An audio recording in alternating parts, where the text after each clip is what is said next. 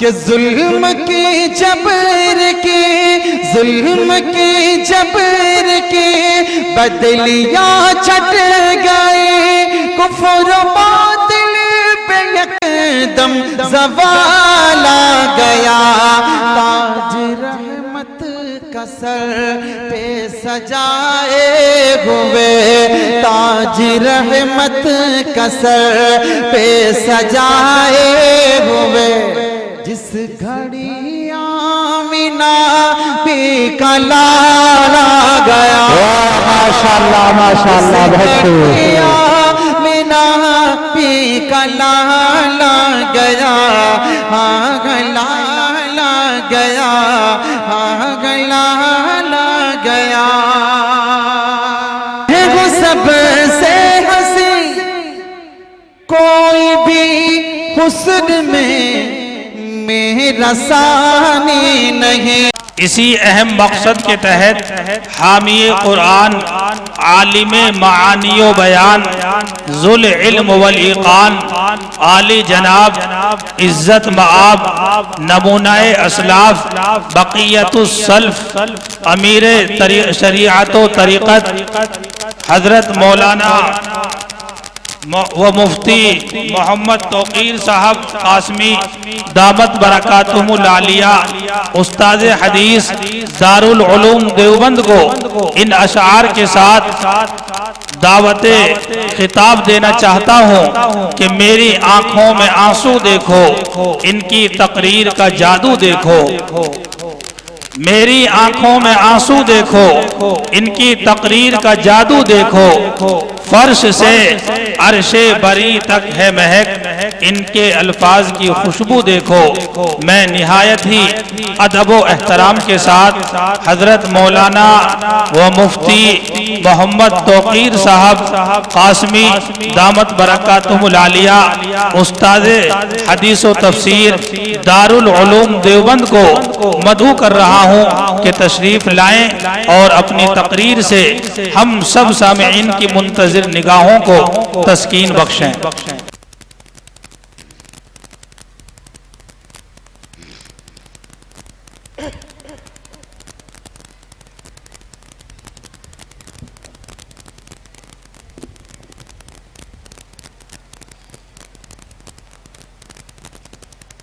بسم اللہ الرحمن الرحیم، الحمدللہ نحمده ونستعینه ونستغفره ونؤمن به ونتوکل علیہ ونعوذ باللہ من شرور انفسنا ومن سیئات اعمالنا، من يهده الله فلا مضل له ومن يضلله فلا هادي له، ونشهد أن لا إله إلا الله وحده لا شريك له، ونشهد أن سيدنا وسندنا ومولانا محمدا عبده ورسوله، أما بعد، فقد قال الله تبارك وتعالى في القرآن المجيد والفرقان الحميد، أعوذ بالله من الشيطان الرجيم، بسم الله الرحمن الرحيم، وهو يتولى الصالحين، صدق الله العظيم۔ اللهم صل على سيدنا محمد وعلى آل سيدنا محمد وبارك وسلم۔ اللهم صل على سيدنا محمد وعلى آل سيدنا محمد وبارك وسلم۔ اللهم صل على سيدنا محمد وعلى آل سيدنا محمد وبارك وسلم۔ خودی کا سر نہاں لا الہ الا اللہ، خودی کا سر نہاں لا الہ الا اللہ، خودی ہے تیغ فساں لا الہ الا اللہ۔ یہ دور اپنے براہیم کی تلاش میں ہے، یہ دور اپنے براہیم کی تلاش میں ہے، सनम कदा है जहां ला इलाहा इल्लल्लाह। किया है तूने मताए गुरूर का सौदा, किया है तूने मताए गुरूर का सौदा, फरेब सूद व ज़िया ला इलाहा इल्लल्लाह। ये नगमा फसले गुलो लाला का नहीं पाबंद, ये नगमा फसले गुलो लाला का नहीं पाबंद, बहार हो के खज़ां ला इलाहा इल्लल्लाह। अगरचे बुत हैं जमाअत की आस्तीनों में, अगरचे बुत हैं जमाअत की आस्तीनों में, मुझे है हुक्म अज़ां ला इलाहा इल्लल्लाह। स्टेज पर तशरीफ फरमा मौक़र उलमा इकराम, असातिज़ा इकराम, इस मदरसे के ज़िम्मेदार हज़रत मोहतमिम साहब और इस इजलास की सदारत फरमा रहे हज़रत मौलाना मुफ्ती इमरानुल्लाह साहब कासमी दामत बरकातुहुमुल आलिया, उस्ताद हदीस व तफसीर दारुल देवबंद, अजीज़ तलबा, मेरे अजीज़ साथियों और पसे पर्दा बैठी माओ और बहनों,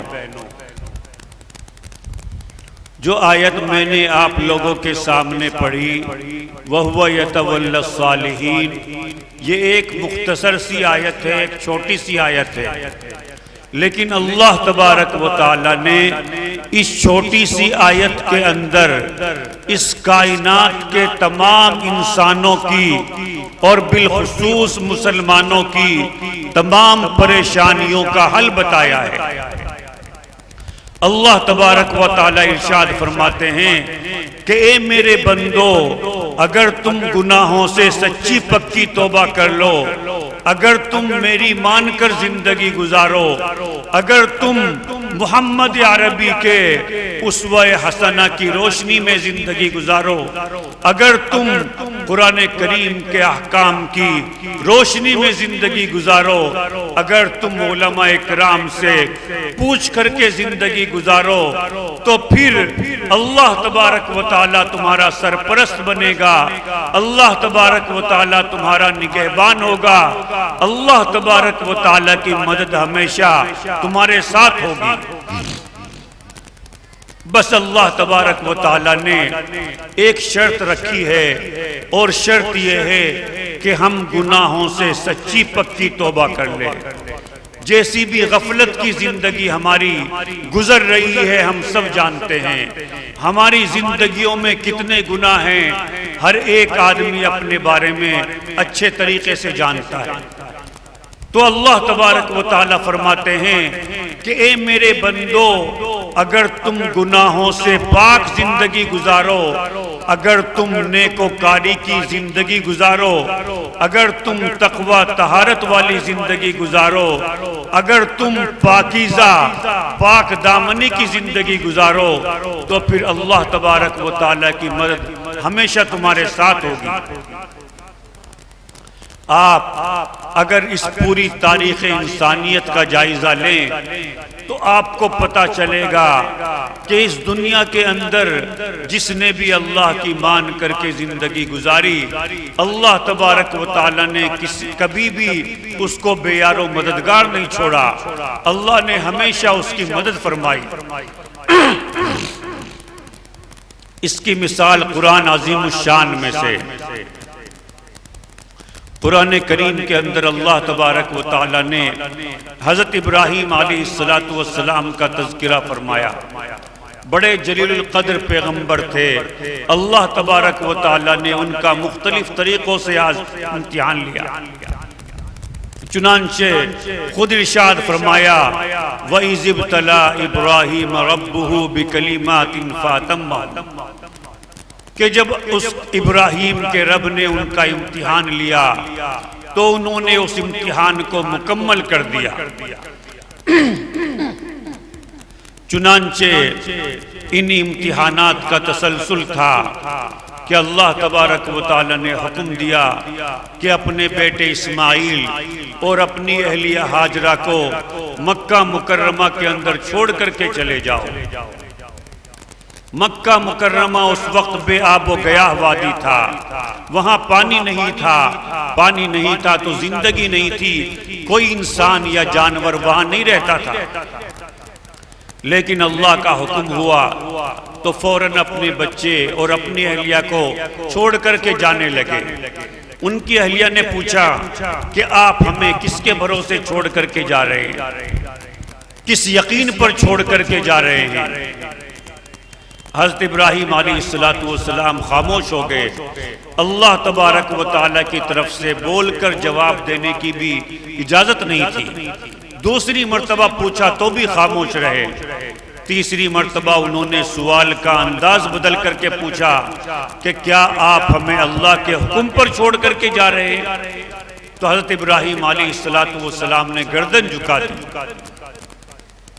جیسے ہی اماں ہاجرہ علیہ السلام کو یہ معلوم ہوا، فوراً مطمئن ہو گئی اور آگے سے جواب دیا کہ پھر تو فکر کی کوئی بات نہیں، اللہ تبارک و تعالی ہمیں ضائع نہیں کرے گا۔ I wish I had the faith of اماں ہاجرہ، کاش ہمارے پاس بھی اماں ہاجرہ علیہ السلام کے ایمان کی کوئی رمق ہوتی۔ کیا ایمان تھا اماں ہاجرہ علیہ السلام کا، اور ایمان ہی سب سے بڑی دولت ہے۔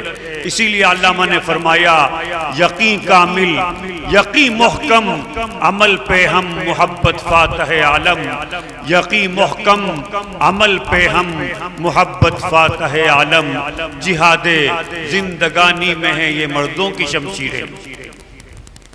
چنانچہ جو کچھ کھانا پانی تھا وہ 2-4 دن میں ختم ہو گیا۔ اب ماں بھی پیاسی ہے، بچہ بھی پیاسا ہے۔ ماں اپنی بھوک پیاس تو برداشت کر لیتی ہے، لیکن بچے کی پیاس ماں سے دیکھی نہیں جاتی۔ چنانچہ وہ ان سرچ آف واٹر، پانی کی تلاش میں صفا اور مروہ کے اوپر دوڑ لگاتی ہے۔ جب بچہ نظر نہیں آتا تو دوڑ کر بچے کے پاس آتی ہے، پھر جا کر کے پانی کو تلاش کرتی ہے۔ تو چونکہ اماں ہاجرہ علیہ السلام نے اللہ کے لیے سب سے بڑی قربانی دی، جذبات کی قربانی۔ ایسے تو ہم اللہ کے لیے کوئی بھی کام کریں، چاہے 10 روپیہ اللہ کے راستے میں دیں، چاہے 1 مرتبہ سبحان اللہ کہیں، یا اللہ کے راستے میں 5 منٹ لگائیں، اللہ تبارک و تعالی بڑا قدردان ہے۔ اگر کوئی آدمی اخلاص سے 1 مرتبہ سبحان اللہ کہے گا، اللہ تبارک و تعالی اس کا بھی قدردان ہے۔ لیکن اماں ہاجرہ نے اللہ کے لیے سب سے بڑی قربانی دی، جذبات کی قربانی، جس کے بارے میں حضرت مولانا حکیم اختر صاحب نے لکھا کہ تو نے ان کی راہ میں طاعت کی لذت بھی چکھی، تو نے ان کی راہ میں طاعت کی لذت بھی چکھی، ہاں شکست آرزو کا بھی مقام قرب دیکھ، جاں فروشی، سر فروشی، تن فروشی، سب سہی پی کے خون آرزو، پھر کیفے جام قرب دیکھ۔ ایک جگہ فرماتے ہیں خون جگر پینے کو اور لخت جگر کھانے کو، خون جگر پینے کو اور لخت جگر کھانے کو، یہ غذا ملتی ہے جانا تیرے دیوانے کو۔ چنانچہ اماں ہاجرہ علیہ السلام کی قربانی کا اللہ تبارک و تعالی نے یہ صلہ دیا کہ اللہ نے ان کے بیٹے اسماعیل کے پاؤں کے نیچے سے زمزم کو جاری فرما دیا، جو آج بھی سائنٹیفیکلی the most purified water ہے، جو آج پوری دنیا میں طب کے اعتبار سے، صحت کے اعتبار سے سب سے بہترین پانی ہے۔ تو میں عرض یہ کر رہا تھا کہ جو بھی اللہ کی مان کر کے زندگی گزارے گا، اللہ تبارک و تعالی ہمیشہ اس کی داد رسی فرمائے گا۔ آج کل ہمارا سب سے بڑا مسئلہ روزی روٹی کا مسئلہ ہے، پیسے کا مسئلہ ہے۔ جتنا پیسے کو اس زمانے میں ویلیو دی جا رہی ہے، امپورٹنس دی جا رہی ہے، اہمیت دی جا رہی ہے، اتنی اہمیت تاریخ میں کبھی پیسے کو نہیں ملی۔ حالانکہ جتنا پیسہ آج لوگوں کے پاس ہے، مسلمانوں کے پاس ہے، اتنا پہلے کبھی نہیں ہوا۔ لیکن ناشکری کا زمانہ ہے۔ چنانچہ اس باب کے تعلق سے حضرت عمر ابن عبدالعزیز رحمت اللہ علیہ کا واقعہ ماسٹر پیس ہے، شاہکار ہے۔ کہ حضرت عمر ابن عبدالعزیز رحمت اللہ علیہ خلیفۃ المسلمین تھے، بادشاہ تھے، لیکن انہوں نے اللہ سے ڈر کر کے زندگی گزاری، تقوی طہارت والی زندگی گزاری، فقر و فاقے کی زندگی گزاری۔ کیسا فقر و فاقہ کہ ایک مرتبہ انہوں نے اپنی بچی کو آواز دی، ان کی بچی نے کوئی جواب نہیں دیا، 3 مرتبہ آواز لگائی تو بھی بچی نے جواب نہیں دیا، تو انہوں نے اپنی اہلیہ سے پوچھا کہ ہماری بچی تو نیک ہے، فرما بردار ہے، آج کیا ہوا کہ میں نے 3 مرتبہ آواز لگائی کوئی جواب نہیں دیا؟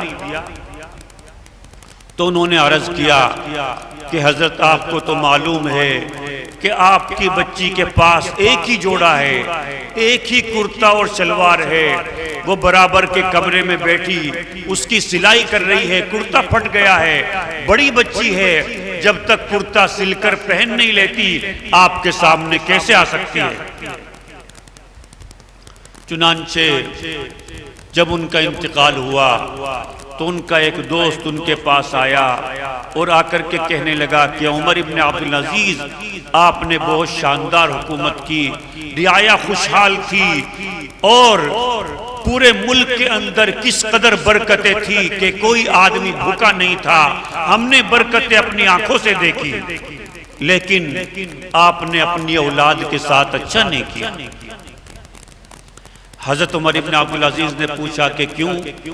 اس نے کہا کہ آپ سے پہلے جو بادشاہ گزرے ہیں وہ اپنی اولاد کے لیے اربوں خربوں کی زمین جائیداد پراپرٹی بیک بیلنس چھوڑ کر کے گئے ہیں، آج ان کی اولاد عیش کر رہی ہے، اور آپ نے تو خود فقر و فاقے کی زندگی گزاری، اپنی اولاد کے لیے آپ نے کچھ نہیں چھوڑا پیسہ، تو آپ نے اولاد کے ساتھ اچھا نہیں کیا۔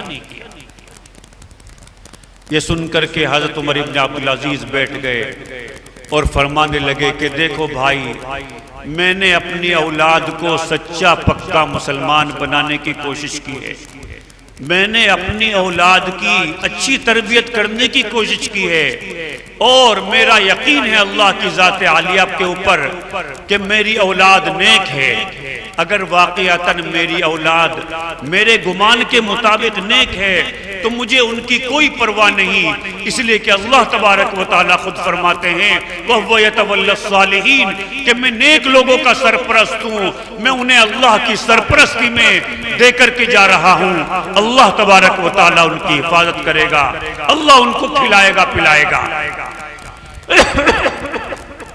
اور اگر خدا نخواستہ وہ میری تربیت سے بھی نیک نہیں بنے تو بھی مجھے ان کی کوئی پرواہ نہیں کہ جب وہ نیک نہیں ہے تو گناہ کے کام کریں گے، اور میں گناہ کے کاموں میں ان کا شریک جرم نہیں بننا چاہتا۔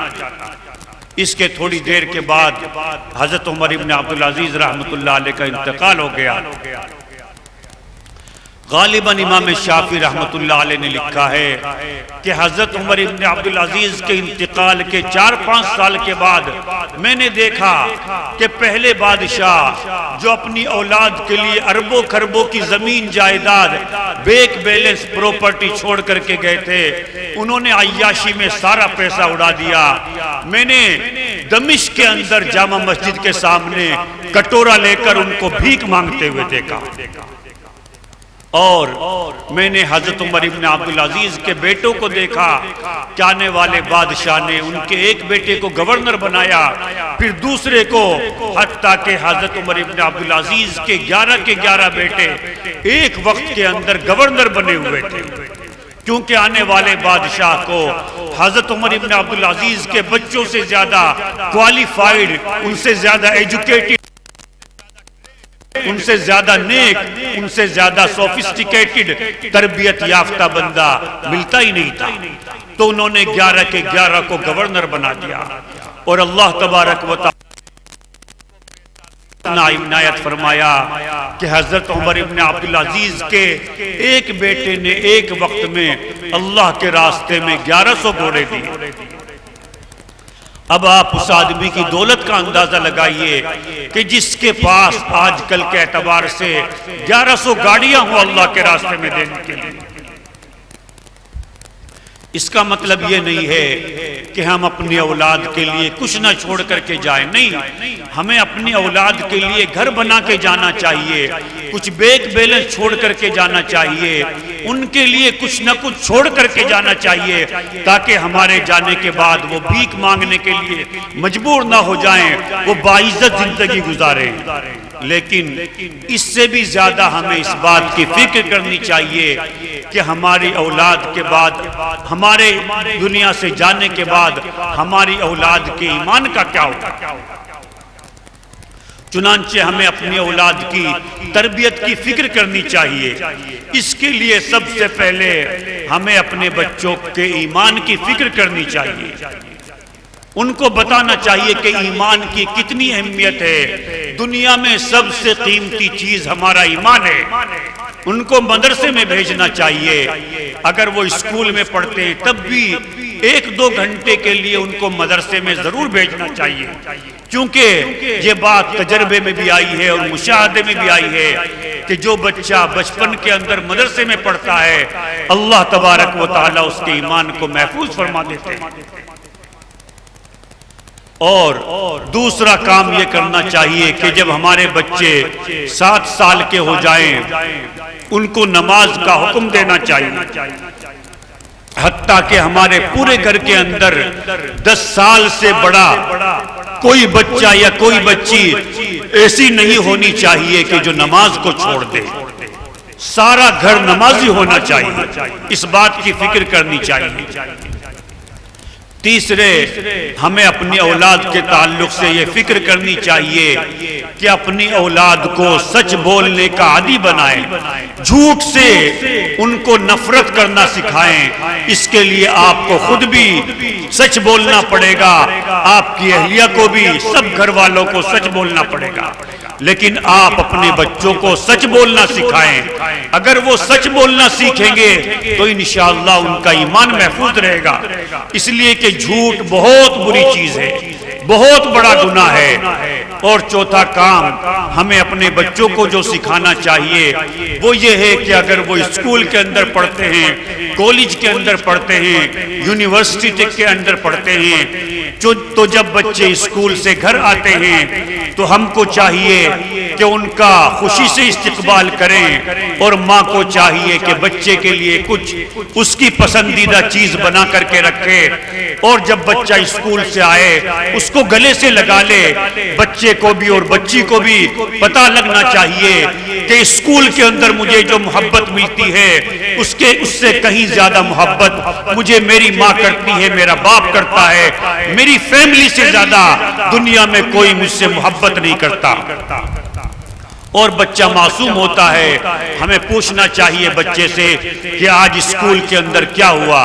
بچے معصوم ہوتے ہیں، اسکول کے اندر جو کچھ ہوتا ہے وہ فوراً بتا دیں گے۔